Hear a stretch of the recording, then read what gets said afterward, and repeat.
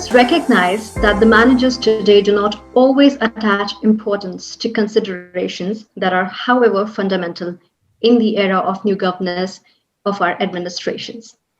In the face of increased global competitiveness in all dimensions, it is not only effectiveness and efficiency that will lead to the excellence, but also the considerations for the environment and equitability, as well as being energetic throughout.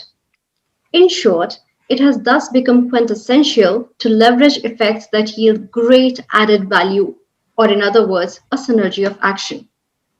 This is the case for most entities, government, public, and private administrations alike.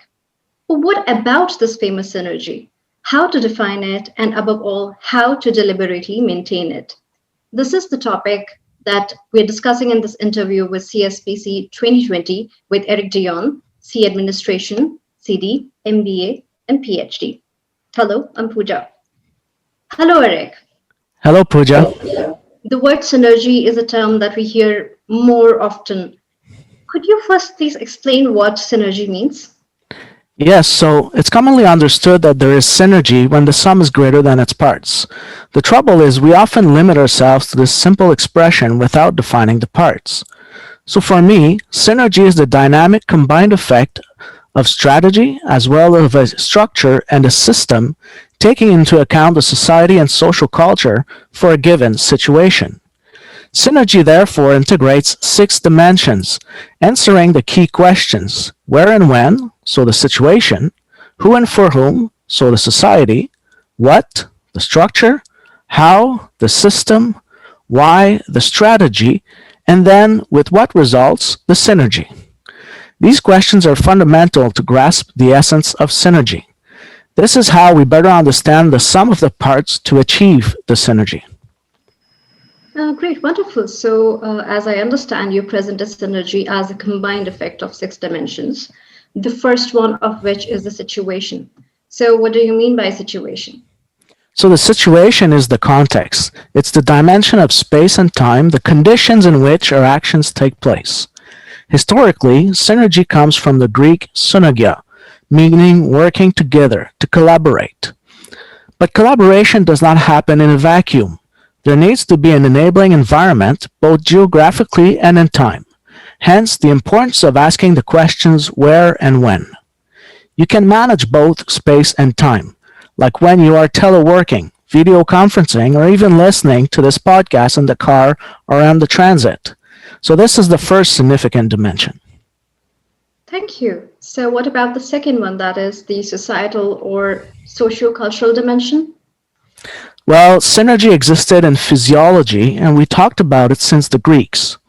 In sociology, however, synergy is more generally defined as the dynamic relationships between nations, social classes, or people. But dynamic does not mean constructive. The societal or social cultural dimension aims to ensure a common understanding of the key issues. It is important to ask for who and for whom we are doing these actions. So this social dimension is often neglected, and we tend to consider it more implicitly, while it is fundamental. It's about thinking carefully of the unique social culture of your organization. Indeed, we do not tend to think enough about the people who are at the heart of all activities. It is thanks to them that we can achieve excellence through effectiveness as well as efficiency. That's indeed very insightful. Thank you for that. You did talk about the third dimension, which is to be considered, and then you said that would be structure.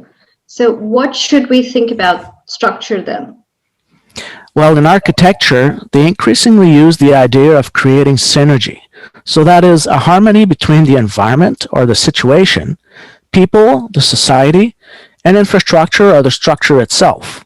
So concretely, it can be a physical structure or an infrastructure, but it is also an organizational one. So we deal with this dimension by asking ourselves what it is concretely we are talking about. Is it a building, a business, a state? At base, it's the idea of an institution and its organizational structure, the infamous organization chart. But on its own, this diagram does not represent social culture nor the systemic processes either. It's only the skeleton upon which we need to flesh out the other organs to bring life. Moreover, An executive reflects in the face of a glaring challenge is commonly to change the structure, whereas the structure itself does not solve much if we do not also act on the culture and on the system, on the strategy and on the situation, in order to achieve a higher degree of synergy. Interesting. And so what about the systemic dimension? Well, here it is the processes or the functioning that are important from a global point of view. Sometimes the systems dimension is associated with means, such as technology, for example. But we will especially want to answer the question of how things work in practice, or in other words, the processes. It is understood that sometimes there are major differences between culture, structure, and system, and these are sources of significant frictions that undermine effectiveness and efficiency. I will come back to the main idea of synergy, which is that it is a better fit between these 6 dimensions. But on the other hand, from a systemic perspective, the mechanics must be considered in a practical way. It is useless to plan a summer vacation by car if your mechanical system fails you.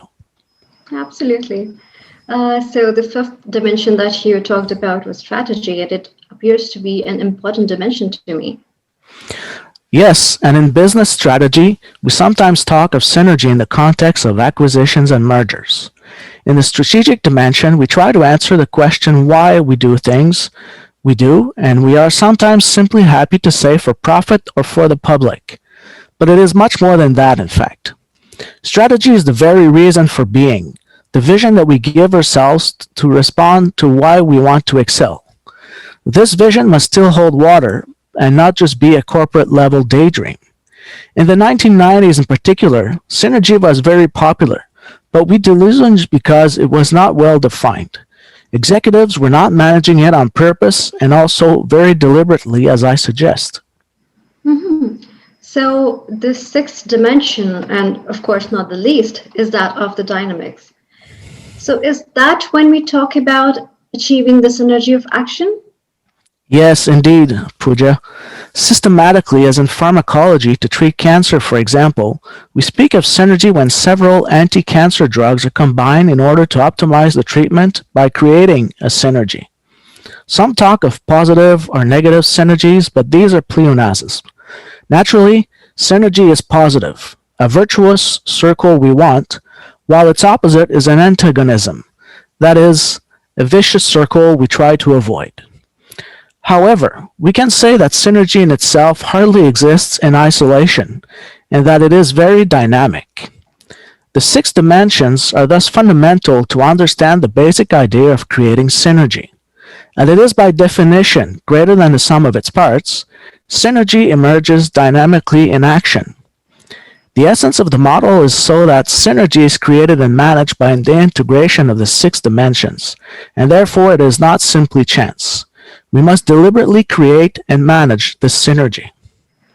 Very interesting indeed. So in short, such a synergy of action makes it possible to leverage the effects with great added value, isn't it? Yes, and let me offer 2 quotes from my book entitled Synergy.